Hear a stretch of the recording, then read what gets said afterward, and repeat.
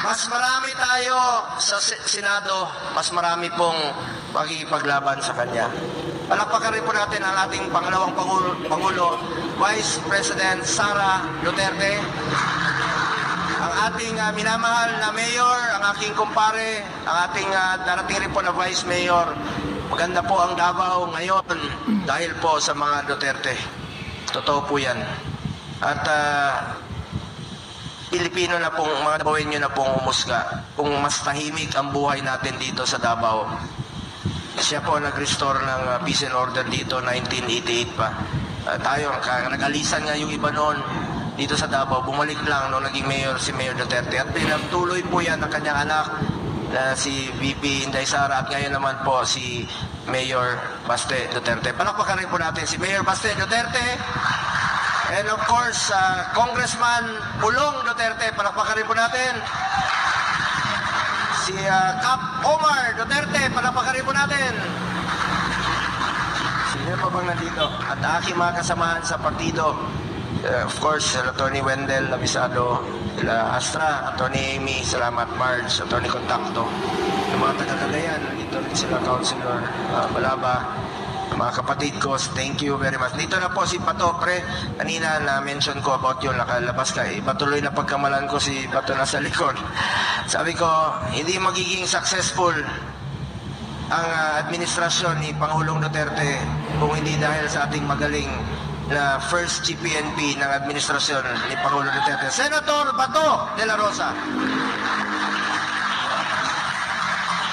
Please lang po, magtulungan tayo kasi importante rin po, no? Pareho kaming taga Mindanao at hindi naman namin pinapabayaan ang mga taga Mindanao, mga Bisaya, wala mo ginapasagdan, mga Muslim, tinabangay tayo. And of course, mga taga Luzon sa inyo, dito sila Sir Jojo Coronan. Salamat kayo, marami rin pong pumunta rito. Apo, magandang gabi po sa inyo, sa mga Bicolano, marhay na gabi sa inyo lahat, mga Waray, tanan. Sa mga kapatid kong Pilipino, salamat po sa inyong tiwala, salamat sa inyong suporta sa PDP at maraming salamat rin po sa inyong suporta kay Pangulong Duterte. Ang laban ng PDP, laban po yan ni Pangulong Duterte. Sana wag ko kayo magsawang tubol. May nalimutan ba ako sa 3rd District Congressman na Ungab rin po. Palakpakan rin po natin, mga kababayan ko. Salamat po muli. Dito rin po ang ating mga opisyales ng ang PDP, si Ma'am Vivian Velez, palakpakan po natin ma'am, maraming salamat. Si Atty. Frank Quijano ng Senior Citizens, si Sir Big Garcia.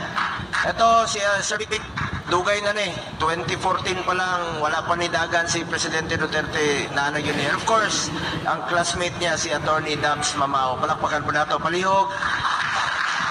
O ang si Ma'am Nini, Ma'am Nini mo nila Inosuki. And mga representative rin po ni Sir si Atty. Torion at sila si Marlon. Palakpakan rin po natin sila. Salamat kayo sa inyong suporta at tiwala. Mayong gabi, padayon lang ta sa tinabangay, mga kaigsunan. Dalang ko isulti sa inyo, tagalugin ko na lang kasi yung iba ay yung galing Maynila. Sa mga kasamahan ko rito sa gobyerno, tulungan lang po tayo. Ako na patuloy na magsiservisyo sa inyo sa abot ng aking makakaya. At tandaan po natin, minsan lang tayo dadaan sa mundong ito. Kung ano pong kabutihan na pwede natin gawin sa ating kapwa, gawin na po natin ngayon. Hindi na tayo babalik sa mundong ito. Ako, inyo lahat, isip po yan.